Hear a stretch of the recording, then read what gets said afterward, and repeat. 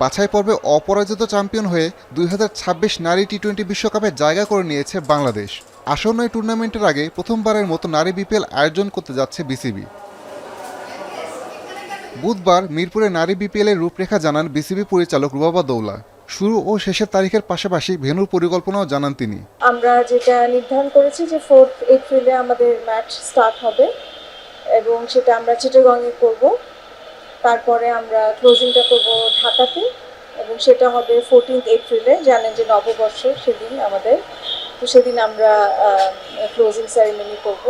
প্রথম আসরে দলগুলো কোন পদ্ধতিতে খেলোয়াড় নেবে সেটিও জানিয়েছেন রুবাবা। বিদেশি খেলোয়াড় নেওয়ার ক্ষেত্রেও রয়েছে নির্দেশনা। ড্রাফট যে প্রসেস, সেই প্রসেসে আমরা খেলোয়াড়দেরকে যারা সিলেক্ট করবেন সেভাবে প্রসেসটা হবে। আমরা ওটার জন্য একটা সুন্দর একটা ইভেন্ট করব। আশা রাখছি যে এখানে কিছু ইন্টারন্যাশনাল প্লেয়ার্সও আসবে, তাদেরকেও আমরা একটা অপরচুনিটি দিচ্ছি। মিনিমাম 2 জন আমরা বলেছি এবং ম্যাক্সিমাম হয়তো 3 থেকে 4 আমরা ফাইনাল করব এই ব্যাপারগুলো। এদিকে বিশ্বকাপের জন্য সর্বোচ্চ প্রস্তুতি নিশ্চিতে বিপিএল ছাড়াও নারী ক্রিকেটারদের জন্য একটি দ্বিপাক্ষিক ও একটি ত্রিদেশীয় সিরিজের ব্যবস্থা করেছে বিসিবি। ভেরি সুন তারা যাবে ইংল্যান্ডে ওয়ার্ল্ড কাপ খেলতে।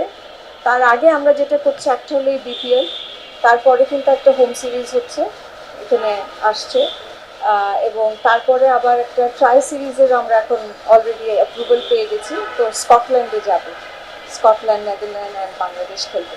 অবশেষে আলোর মুখ দেখছে দীর্ঘদিনের প্রতীক্ষিত নারী বিপিএল। এই টুর্নামেন্ট দিয়েই বিশ্বকাপের চূড়ান্ত প্রস্তুতি শুরু করবেন ক্রিকেটাররা। আসাদুজ্জামান লিটন, এখন, ঢাকা।